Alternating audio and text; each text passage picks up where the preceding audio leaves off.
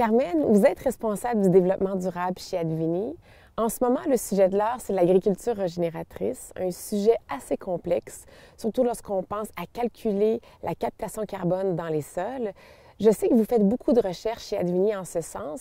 Est-ce que vous pouvez nous partager un peu ce que vous faites? Oui, tout à fait. En fait, quand il s'agit de captation carbone, on est sur des pas de temps qui sont vraiment très longs. C'est-à-dire que pour corriger les teneurs en matière organique d'un sol, c'est des processus qui prennent 3, 5, 10, 15 ans. Et donc, pour suivre l'évolution d'une année sur l'autre, avoir des indicateurs de suivi qui sont capables de nous orienter sur nos choix, l'analyse physico-chimique de la matière organique des sols n'est pas un indicateur suffisant. Donc, ce qu'on a commencé à aller explorer, c'est tout ce qui concerne la biomasse du sol, c'est-à-dire tous les micro-organismes et les champignons du sol, et donc la quantité des populations qu'on peut avoir, leur dynamique, est-ce qu'elles sont vivantes, est-ce qu'elles sont en dormance, est-ce qu'elles sont mortes, et ça nous donne des indications sur l'état de fonctionnement du sol et aussi sur la capacité du sol de mettre à disposition par exemple les nutriments qui sont nécessaires pour la vigne. Est-ce que vous faites aussi des recherches pour comprendre un peu plus quel couvert végétal capte plus de carbone? Alors là, c'est très difficile de réussir à identifier la bonne espèce, l'espèce magique, puisque justement, de la même façon que le vignoble est très sensible à l'effet millésime, donc aux conditions climatiques qui ne se reproduisent pas exactement de la même façon d'une année sur l'autre, les couverts eux aussi sont sensibles. C'est-à-dire qu'on peut semer 2 années d'affilée exactement les mêmes couverts sur une même parcelle, et en fonction de la pluviométrie ou de l'ensoleillement, des températures, ce ne seront pas les mêmes espèces qui vont prendre le dessus.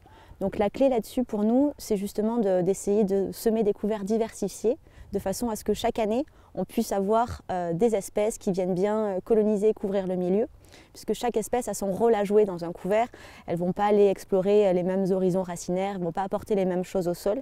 Donc là, ce qu'on cherche à faire, c'est plutôt de diversifier pour garantir que le couvert jouera pleinement son rôle au service de la captation du carbone dans les sols. Est-ce que vous collaborez avec d'autres centres de recherche pour avancer un peu plus vite? Oui, nous on est avant tout producteurs.